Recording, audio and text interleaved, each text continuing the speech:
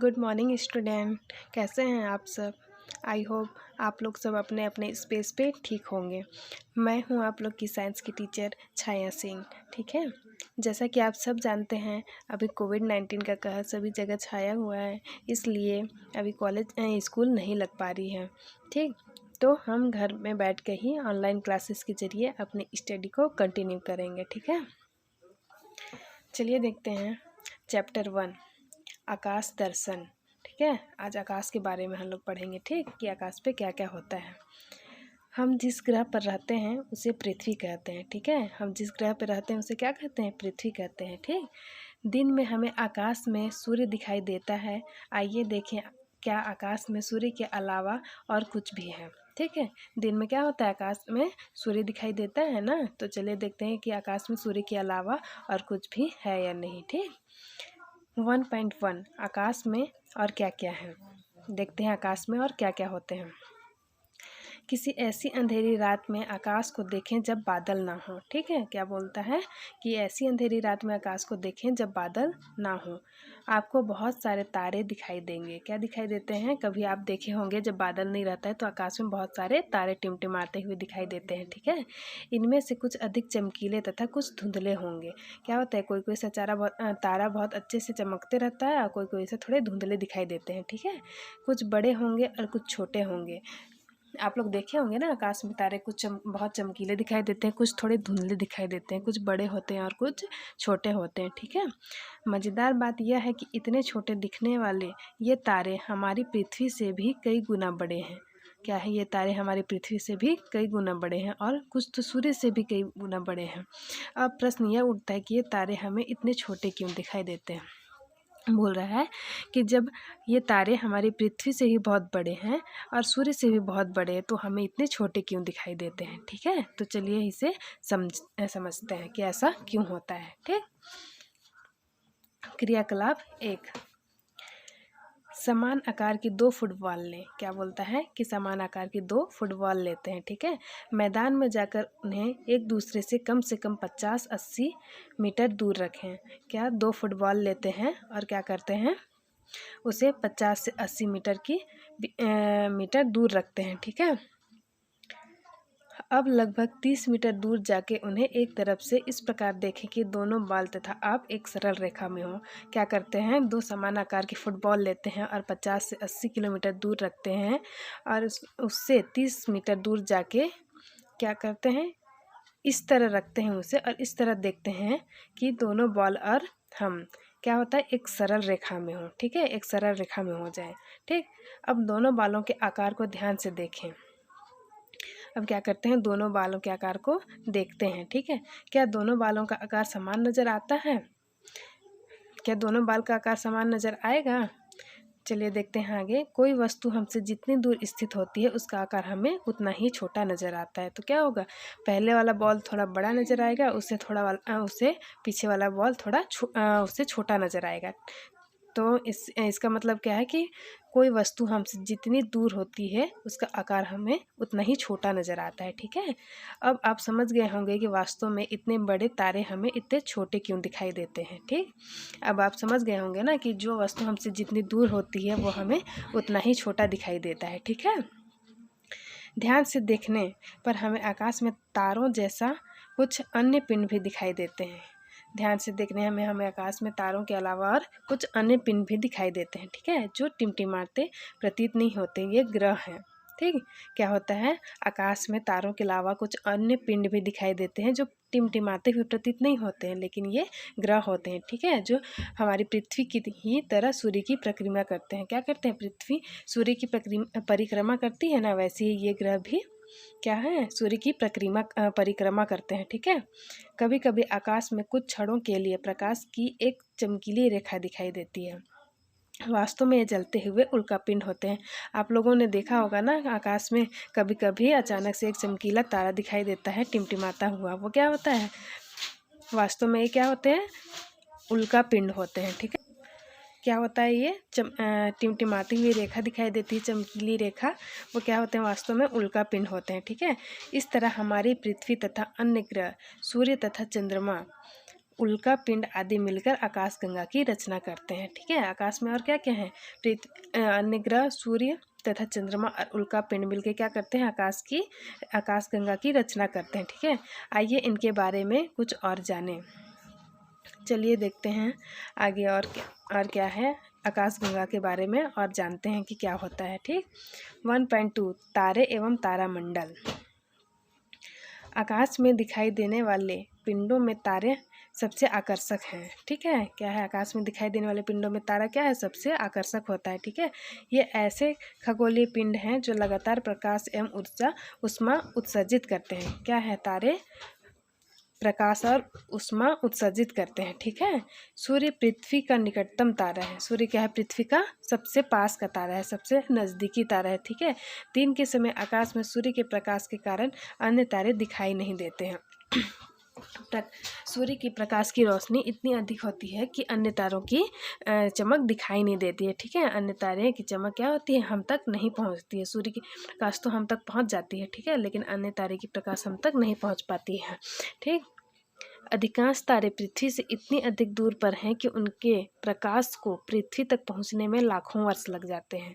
अन्य तारे क्या है, पृथ्वी से बहुत अधिक दूरी पे हैं। ठीक है, तो उनके प्रकाश में को पृथ्वी तक पहुंचने में बहुत टाइम लग जाता है, लाखों वर्ष लग जाते हैं। ठीक है, तारों की दूरियां प्रकाश वर्ष से दर्शाई जाती है। ठीक है, तारों की दूरियां को किससे दर्शाई जाती है, प्रकाश वर्ष से। ठीक है, प्रकाश वर्ष क्या होता है देखते हैं। प्रकाश लगभग 3 लाख किलोमीटर प्रति सेकंड की चाल से एक वर्ष में जितनी दूरी तय करता है उसे प्रकाश वर्ष कहते हैं। ठीक है, प्रकाश क्या है, 3 लाख किलोमीटर प्रति सेकंड, मतलब एक सेकंड में 3 लाख किलोमीटर प्रति सेकंड। ठीक है, एक सेकंड में कितनी दूरी तय करता है, 3 लाख किलोमीटर। देखो कितनी तेजी से दूरी तय करता है वो। ठीक है, तो क्या बोलता है कि 3 लाख किलोमीटर प्रति सेकंड की चाल से एक वर्ष में जितनी दूरी तय करता है उसे उसका प्रकाश वर्ष कहते हैं। ठीक है, अतः प्रकाश वर्ष दूरी का मात्रक है। प्रकाश वर्ष क्या है, दूरी का मात्रक है। ठीक है, इसका मान 365 into 24 into 60 into 60 into 3 lakhs, ठीक है, किलोमीटर के बराबर होता है। ठीक, अर्थात क्या होता है, 94 खरब 60 अरब 80 करोड़ किलोमीटर या 9.46 इंटू 10⁻12 किलोमीटर होता है। ठीक है, इसलिए इसको क्या करते हैं कि प्रकाश वर्ष से मापते हैं, किलोमीटर से नहीं। ठीक है, चलिए आगे देखते हैं। पृथ्वी से सूर्य लगभग 15 करोड़ किलोमीटर दूर है। क्या है, पृथ्वी से सूर्य लगभग कितना किलोमीटर दूर है, 15 करोड़ किलोमीटर दूर है। ठीक है, सूर्य के प्रकाश को पृथ्वी तक पहुंचने में लगभग 8.3 मिनट समय लगता है। सूर्य के प्रकाश को पृथ्वी तक पहुंचने में कितना टाइम लगता है, 8.3 मिनट समय लगता है। ठीक है, इसलिए हम कह सकते हैं कि पृथ्वी से सूर्य लगभग 8.3 प्रकाश मिनट दूर है। ठीक, सूर्य की प्रकाश को पृथ्वी तक पहुंचने में कितना समय लगता है, 8.3 मिनट लगता है। ठीक है, इसलिए हम क्या कह सकते हैं कि पृथ्वी से सूर्य की दूरी कितनी है, 8.3 प्रकाश मिनट है। ठीक है, सूर्य के बाद पृथ्वी के सबसे निकट का तारा अल्फा सेंटारी है। ठीक है, क्या है, अल्फा सेंटारी। ठीक है, जो लगभग 4.3 प्रकाश वर्ष दूर है। क्या है, सूर्य के बाद पृथ्वी के सबसे निकट का तारा क्या है, अल्फा सेंटारी। ठीक है, जो लगभग कितनी दूरी पे है, 4.3 प्रकाश वर्ष दूर है। ठीक है, किससे, पृथ्वी से। ठीक है, सबसे चमकीला तारा साइरस पृथ्वी से लगभग 8.7 प्रकाश वर्ष दूर है। सबसे चमकीले तारे का नाम क्या है, साइरस। ठीक है, जो पृथ्वी से कितने किलोमीटर दूर है, कितने प्रकाश वर्ष दूर है, 8.7 प्रकाश वर्ष की दूरी पे है। ठीक है, आकाश में अनगिनत तारे दिखाई देते हैं। ध्यान से देखने पर आपको तारों की एक धुंधली पट्टी उत्तर से दक्षिण की ओर दिखाई देगी, उसे आकाशगंगा कहते हैं। क्या है, आकाश में अनगिनत तारे दिखाई देते हैं। ठीक है, आकाश में आप लोग देखे होंगे ना कि बहुत सारे तारे टिमटिमाते हुए दिखाई देते हैं।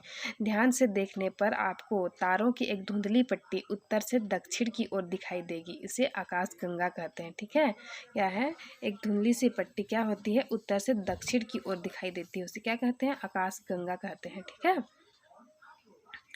ब्रह्मांड में तारों के ऐसे कई समूह अर्थात कई आकाश गंगाएं हैं।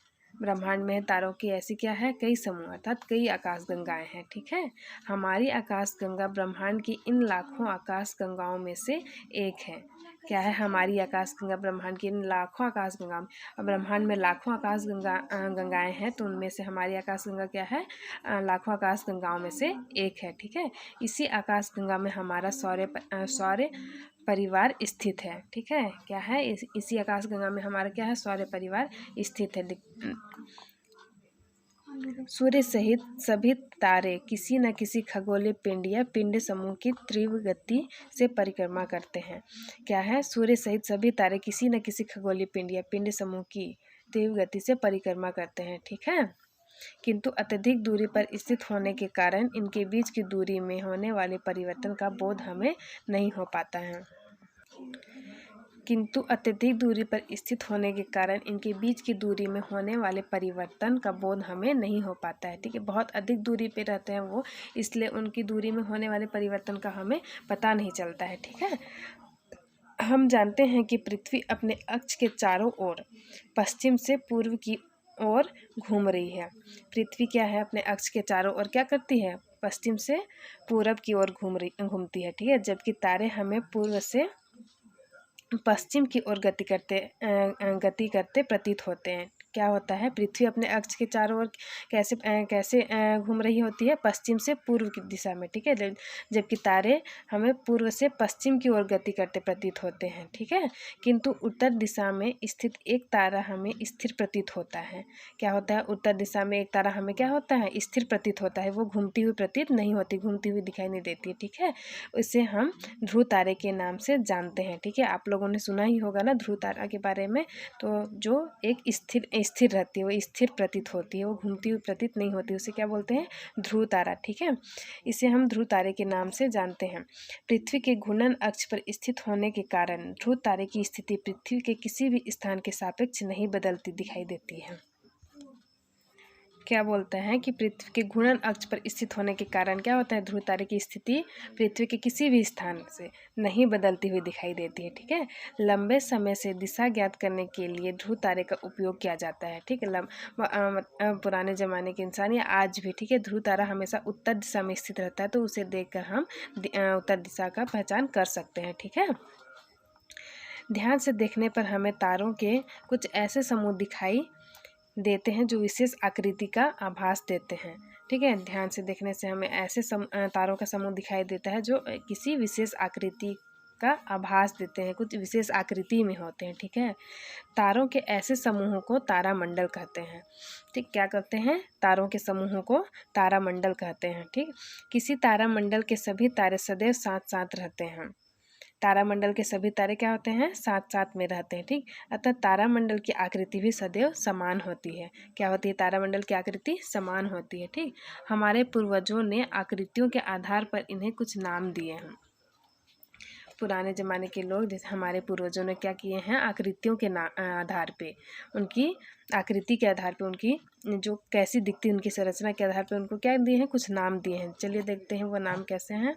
जैसे बृहत सप्तऋषि या उर्सा मेजर, लघु सप्तऋषि या उर्सा माइनर तथा मृग या ओरायन। ठीक, क्या क्या है, बृहत सप्तऋषि या उर्सा मेजर, लघु सप्तऋषि या उर्सा माइनर तथा मृग या ओरायन। ठीक, आसानी से पहचाने जाने वाले तारामंडलों में बृहत सप्तऋषि तारामंडल एक है। आसानी से पहचाने जाने वाले तारामंडलों में बृहत सप्तऋषि तारामंडल क्या है, एक है, उसे आसानी से पहचाना जा सकता है। ठीक है, इसे बिग डीपर भी कहते हैं। क्या कहते हैं, इसे बिग डीपर भी कहते हैं। इस तारामंडल में बहुत से तारे हैं, जिनमें से 7 सर्वाधिक चमकदार तारे बहुत बड़ी करछुल या प्रश्न चिन्ह जैसी आकृति बनाते हैं। क्या बोलता है कि आसानी से पहचाने जाने वाले तारामंडलों में बृहद सप्तऋषि तारामंडल एक है, जिसे क्या बोलते हैं, बिग डीपर भी कहते हैं। ठीक है, इस तारामंडल में बहुत से तारे हैं, जिनमें से 7 सर्वाधिक चमकदार होते हैं। ठीक है, इस तारामंडल में क्या होते हैं, बहुत से तारे होते हैं, लेकिन 7 क्या होते हैं, सर्वाधिक चमकदार होते हैं, जो ज़्यादा चमकते रहते हैं। ठीक है, जैसे बड़ी करछुल या प्रश्न चिन्ह जैसी आकृति बनाते हैं। चित्र 1.2 में ये देखें, चित्र 1.2 में कैसे दिखाई दे रही है 7 तारे, बड़ी करछुल के समान या प्रश्नवाचक चिन्ह के समान दिखाई दे रही है ना। तो सप्तऋषि तारे कैसे दिखाई देती हैं, बड़ी करछुल या प्रश्न चिन्ह जैसी आकृति होती है उसकी। ठीक है, जैसे चित्र 1.2 में दिखाया गया है। इनमें से 3 करछुल के हैंडल में है तथा 4 कटोरे में है। क्या बोलता है कि इनमें से 3 करछुल के हैंडल में है, ठीक, और 4 कटोरी में है। ठीक, देखो ये 3 हैंडल के समान दिखाई दे रहे हैं और 4 क्या है, कटोरी में है। ठीक है, करछुल के शीर्ष पर स्थित 2 तारे, करछुल के शीर्ष पर स्थित 2 तारे संकेतक तारे कहलाते हैं। क्या है,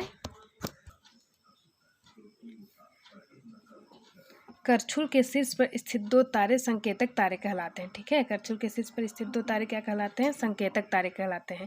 इनको मिलाने वाली रेखा ध्रुव तारे की ओर संकेत करती है। ठीक है, इनको मिलाने वाली रेखा किसकी ओर संकेत करती है, ध्रुव तारे की ओर, जो कि उत्तर दिशा में स्थित होता है। ठीक, लघु सप्तऋषि में से अधिक चमक वाले 7 प्रमुख तारे होते हैं।